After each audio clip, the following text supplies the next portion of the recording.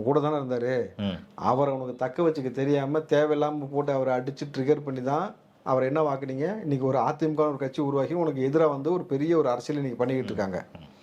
அதே போல் கலைஞர் மீது இருந்த பற்றால கேப்டன் விஜயகாந்த் இருந்தவர், புரட்சி கலைஞர் விஜயகாந்த். அதுக்கு முன்னாடி எப்படி வெறும் விஜயகாந்த், புரட்சி கலைஞர். கலைஞர் மீது இந்த பற்றினால தான் புரட்சி கலைஞர்னே பேர் வச்சுக்கிட்டாரு.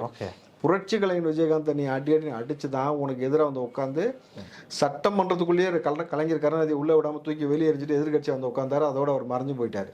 புரியுதுங்களா? யாரு? கருணாநிதியோட மறைவே நடந்துருச்சு. அப்போ இது ரெண்டாவது. இப்போ மூணாவது நீ யாரை கை வச்சிருக்க? விஜய் கை வச்சிருக்க.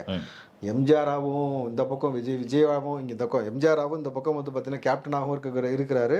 இதை தாண்டி விஜய் அரசியல் வருகைக்கு பின்னாடி தான் யங்ஸ்டர்ஸுக்கு அரசியல் புரிதல், அரசியல் பேச்சு, அரசியல் பற்றிய செய்திகள் பகிர்வு எல்லாமே நடக்க ஆரம்பிச்சிருச்சு. இவ்வளோ யங்ஸ்டர்ஸ் எந்த அரசியல் கட்சிக்கும் வரல. கொடுத்தினாரு முளைப்பாரி எடுத்து சாமி வர மாதிரி அவரை கொண்டாடுறாங்கனாலே வாராரு வாராரு அழகர் வாராரு சப்பரம் ஏறி மறைவுன்னு 2027 திமுகவுடைய ஆட்சிக்கு மறைவு தோற்றம் துக்கம் அப்படின்னு ஏதாவது போஸ்ட் தான் அடிக்க வேண்டிய நிலைமை ஏற்படுமே தவிர